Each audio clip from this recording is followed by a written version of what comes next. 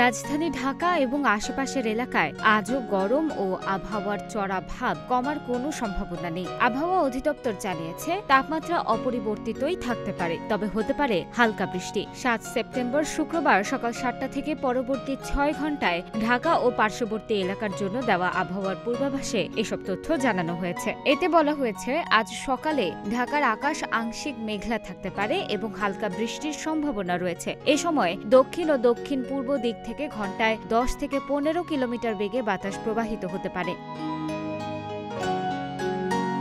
আবহাওয়া অধিদপ্তর আরও জানিয়েছে, দিনের তাপমাত্রাও প্রায় অপরিবর্তিত থাকতে পারে। এছাড়া গত 24 ঘন্টায় বৃষ্টিপাতের পরিমাণ ছিল খুবই সামান্য। অন্যদিকে আবহাওয়া অধিদপ্তরের তথ্য অনুযায়ী দেশের অভ্যন্তরীণ নদীবন্দরগুলোর জন্য কোনো সতর্ক সংকেত নেই। পাশাপাশি চট্টগ্রাম, কক্সবাজার, মোংলা ও পায়রা সমুদ্র বন্দরগুলোতেও কোনো ঝোড়ো হাওয়া বয়ে যাওয়ার সম্ভাবনা নেই এবং সংকেত নামিয়ে ফেলতে বলা হয়েছে।